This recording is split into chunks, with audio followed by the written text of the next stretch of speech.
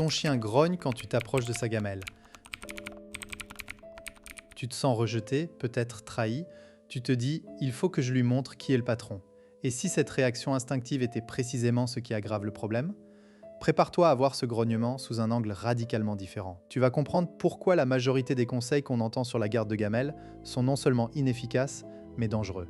Et surtout, tu vas repartir avec des outils concrets pour transformer ce moment de tension en un échange serein. Le mythe le plus répandu, c'est que le chien grogne parce qu'il est dominant, qu'il manque de respect ou qu'il teste ta position dans la hiérarchie. Cette idée vient de vieilles études sur des loups en captivité, totalement dépassées. Les recherches récentes en cognition canine montrent que le grognement est un signal de stress, pas une déclaration de guerre. Quand ton chien grogne, son cerveau limbique, la partie émotionnelle, est en alerte maximale. Il anticipe une menace sur une ressource vitale. La nourriture, c'est la survie. Pour lui, c'est aussi simple que ça. Le grognement est sa façon de dire « j'ai peur, arrête-toi ». C'est un mécanisme de prévention de conflit, pas d'escalade. Imagine que tu manges ton plat préféré et que soudain quelqu'un tend la main vers ton assiette. Ta première réaction, ce n'est pas de la dominance, c'est de la surprise, de la méfiance. Tu pourrais dire « hé, qu'est-ce que tu fais ?» C'est exactement ce que fait ton chien. Sauf que lui, on le punit souvent pour avoir parlé. Prenons Marine, 34 ans, graphiste à Lyon.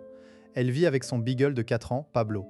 Marine a toujours eu un bon relationnel avec son chien, jusqu'au jour où Pablo a commencé à grogner quand elle passait près de sa gamelle. Inquiète, elle a suivi le conseil d'un éducateur sur Internet. Prends-lui sa gamelle de force pour lui montrer que c'est toi la chef. Le lendemain, pendant le repas de Pablo, Marine s'approche et pose sa main sur la gamelle. Pablo se fige, puis grogne plus fort. Marine insiste, retire la gamelle. Pablo se jette sur sa main. Morsure. Marine est sous le choc, Pablo l'est aussi. La relation est abîmée. Marine avait fait exactement ce qu'il ne fallait pas. En confisquant la gamelle, elle a confirmé la peur de Pablo. Tu vois, j'avais raison d'avoir peur. Elle prend ma nourriture. Le grognement n'est pas un défi, c'est un signal d'alerte. En punissant le signal, tu supprimes l'alerte, mais pas la peur. Résultat, la prochaine fois, le chien passe directement à l'acte sans prévenir. Les statistiques de morsures liées à la garde de gamelle montrent que la majorité des incidents arrivent après une intervention humaine maladroite. Avant de passer aux solutions, apprenons à décoder le grognement. Ce n'est pas juste un bruit. Observe le reste du corps, oreilles plaquées en arrière, pupilles dilatées, poils hérissés, corps raide. Si tu vois ces signes, le grognement est un signal de stress intense. A l'inverse, un grognement joueur pendant le jeu est accompagné d'un corps détendu, d'une queue qui remue. Apprends à faire la différence entre le grognement émotionnel, j'ai peur, et le grognement ludique. La clé est dans le contexte et le langage corporel. Si ton chien grogne en mangeant, la cause est presque toujours une insécurité liée à la ressource. Ne le prends pas personnellement. C'est un instinct profond, pas un jugement sur toi. Les conséquences de mal réagir sont lourdes. Érosion de la confiance, escalade vers la morsure, stress chronique qui peut mener à d'autres problèmes comme l'anxiété de séparation ou l'agressivité redirigée. Un chien qui doit constamment défendre sa gamelle vit dans un état d'hypervigilance. C'est épuisant pour lui et dangereux pour toi. Alors comment agir? Voici 3 techniques éprouvées basées sur le renforcement positif et la modification du conditionnement émotionnel. Technique 1. Désensibilisation avec ajout de valeur. Commence par t'approcher de la gamelle quand ton chien mange, mais arrête-toi à une distance où il ne grogne pas encore. Puis lance-lui une friandise de haute valeur dans sa gamelle. Fais cela plusieurs fois par repas. Progressivement, réduis la distance. L'objectif est que ton chien associe ta présence à quelque chose de positif. Exemple. Au début, reste à 2 mètres, lance un morceau de fromage dans la gamelle. Félicite-le d'une voix douce, c'est bien. Ne touche pas à sa gamelle, tu ne fais qu'ajouter de la valeur. Technique 2. Échange progressif. Pose une gamelle vide près de la gamelle pleine. Quand ton chien mange de la gamelle pleine, pose une friandise dans la gamelle vide. Petit à petit, déplace la gamelle vide un peu plus loin. L'idée est que ton chien apprenne que s'il s'éloigne de sa gamelle, il obtient quelque chose d'encore mieux. Tu peux aussi remplacer la gamelle pleine par une gamelle vide pendant qu'il mange, mais toujours en échangeant avec une friandise.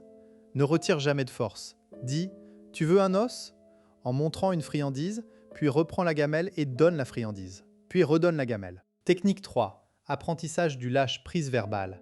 Avant de travailler sur la gamelle, entraîne-toi dans un contexte neutre. Prends un objet de faible valeur comme un jouet en caoutchouc. Montre à ton chien une friandise dans ta main et dis « lâche » d'un ton calme. Quand il lâche le jouet, donne la friandise. Ne tire pas sur le jouet. Une fois qu'il maîtrise ceci, passe à des objets de plus en plus précieux. Ensuite, travaille avec la gamelle vide, puis avec la gamelle contenant une petite quantité de croquettes. Le but est que lâche devienne un signal automatique, sans stress. Tu te dis peut-être, mais si je lui donne des friandises quand il grogne, je ne vais pas renforcer le grognement. C'est une objection légitime. La réponse est non. Tu ne renforces pas le grognement, tu renforces l'état émotionnel qui mène au grognement. Si tu donnes une friandise quand il grogne, tu crées une association positive avec ta présence. À terme, le grognement disparaîtra parce que la peur aura disparu. C'est le mécanisme du contre-conditionnement, bien documenté dans les études sur la modification du comportement. Une autre crainte, si je ne le punis pas, il va devenir encore plus agressif. Les données disent le contraire. Les méthodes punitives augmentent le stress et l'agressivité. Les méthodes positives réduisent le stress et l'agressivité. Fais le choix de la science. Pour finir, rappelle-toi que le grognement de ton chien n'est pas une attaque contre toi. C'est un message. En apprenant à l'écouter, tu construis une relation basée sur la confiance, pas sur la force. Si le problème est déjà installé et que tu ne te sens pas en sécurité, consulte un comportementaliste formé aux méthodes positives. Mais ne laisse pas la peur guider tes décisions. La prochaine fois que ton chien grogne, arrête-toi, respire et pose-toi la question « Que cherche-t-il à me dire ?» Et maintenant, tu as les outils pour répondre. Merci d'avoir regardé jusqu'au bout. Si cette vidéo t'a aidé, like, partage, abonne-toi. Active la cloche pour ne rien manquer. Et toi, quelle a été ton expérience avec la garde de gamelle? Raconte en commentaire.